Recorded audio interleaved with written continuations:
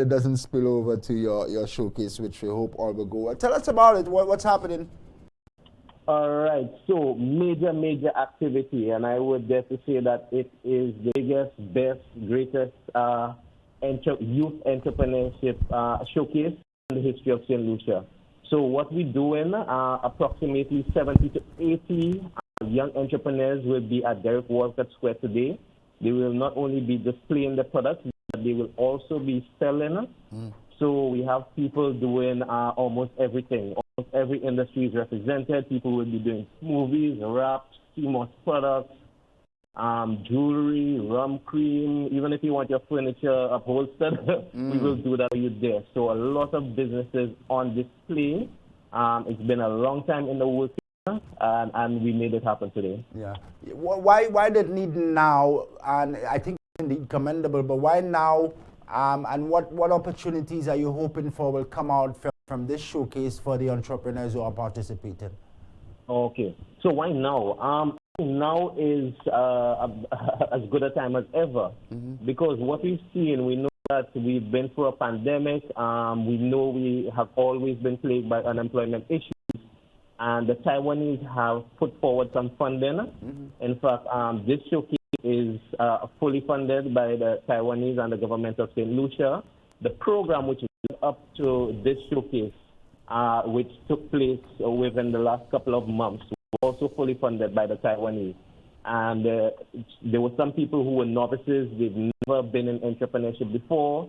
We trained them. We gave them all the tools. They did some marketing, accounts, and so forth. But they also did something that I believe very unique to our program. They did prototyping. And so they went through, they tested the concepts, they were approved. We did labeling of them and so forth. So we have tried to do the impossible and make entrepreneurs out of novices within a 3-month period, which I think is very reasonable. Yeah.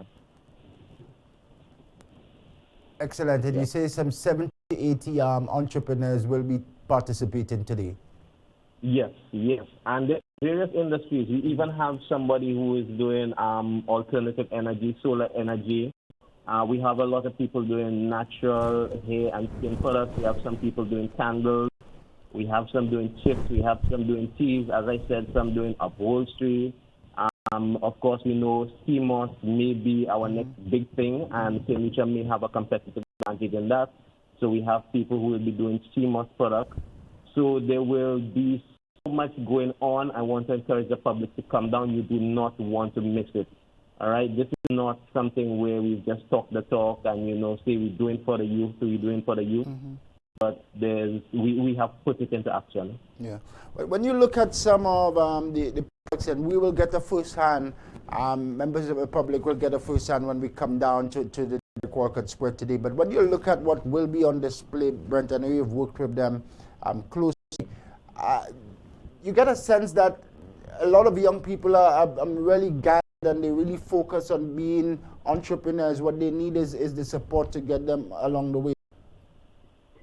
Yeah, definitely. They have brilliant ideas. Let me tell you, oftentimes you hear people knocking down the youth and saying, they're entitled, they don't want to work hard and stuff. And that is, it couldn't be further from the truth, all right? They have a lot of ideas. What they need is something like this, a platform where they can show it off, and they need a little hand-holding, Yeah. So some of them have products, but they need to get it right, okay? So they need industry experts, people who have been through it before. So one of the things we did was, for trainers, we invited people from like Bureau of Standards and Massey stores. And we asked them to give talks on how can you get them to be on the shelves? What needs to change about the packaging? What needs to change about the ingredients they use and so forth? And through that, we were able to develop them. And in fact, right now, we have some participants who are in Massey stores. Excellent. That's how great this program has been. Excellent. I know one of the concerns as well, Brent, for young and small entrepreneurs is always the issue of ownership of your brand. Talk to us about what has been done through the program to ensure that people's ideas are not lost. Okay.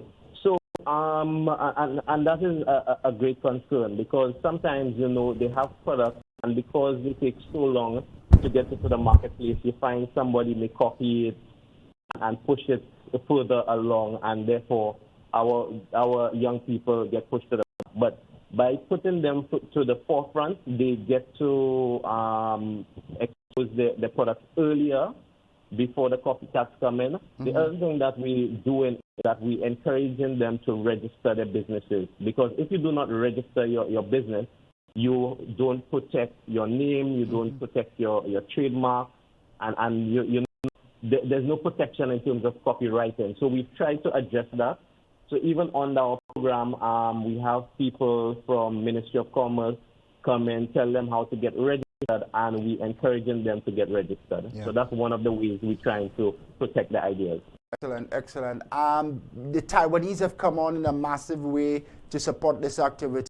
But going beyond just the support provided to host the activities, Brent, what opportunities do you see possible between the St. Lucian small entrepreneurs and this program, linking up perhaps with some major and well-established Taiwanese firms? Yes. Well, that is something we have been discussing, because the Taiwanese, they love our products. In fact, outside of our program, there are a lot of St. Lucian goods which are being sold in Taiwan right now.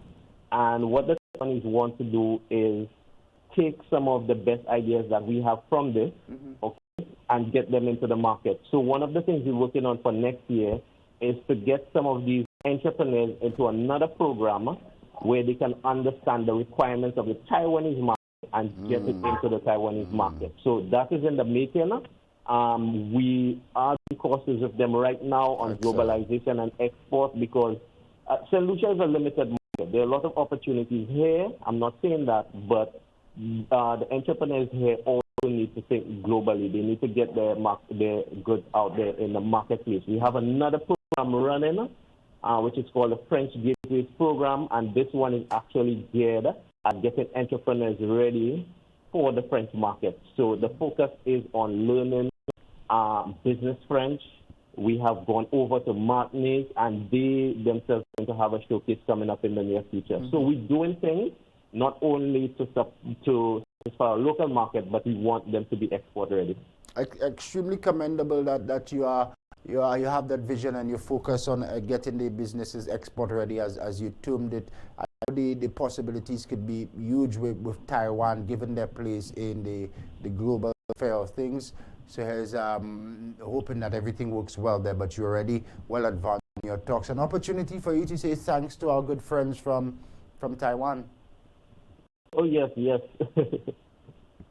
Yes, I want to really thank the Taiwanese for digging deep into their pockets and sponsoring the program, because the program is free of charge to all of our participants. They didn't have to pay a cent. They got a stipend for attending, and they even get seed money to start up. All right? So the Taiwanese have come out in a major way.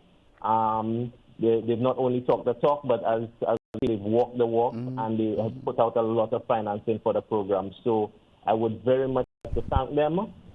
Before I go, I'd also like to say there's a graduation tomorrow, and it's for not only the members of those doing the business program on the GENES, which is what we're doing today, the showcase program. The GENES activity, yes, but we also have some people who are doing vocational training in health aid, early childhood, and digital and creative entrepreneurship. All these were fully funded. Tomorrow there's a graduation for them. Some of our cohorts are graduating.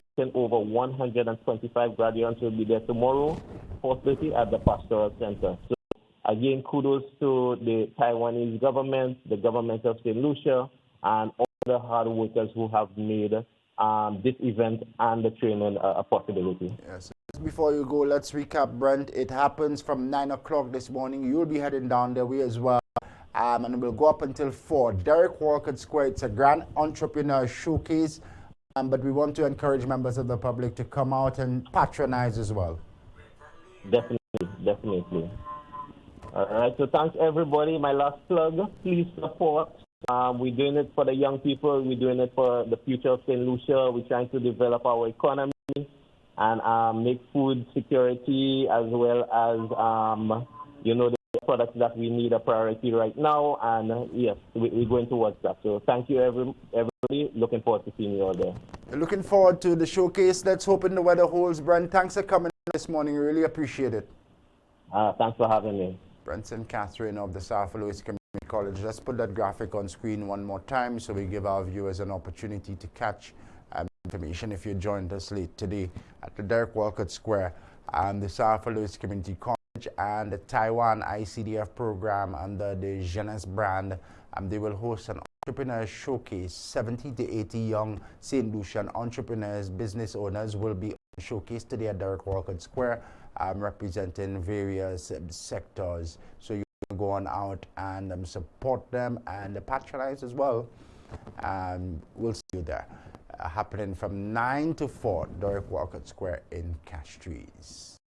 The time is now 3 minutes after 8 in St. Lucia and across the Eastern Caribbean. Stay with us. This lot still come here on the platform. Good morning, St. Lucia on Hot 7 TV.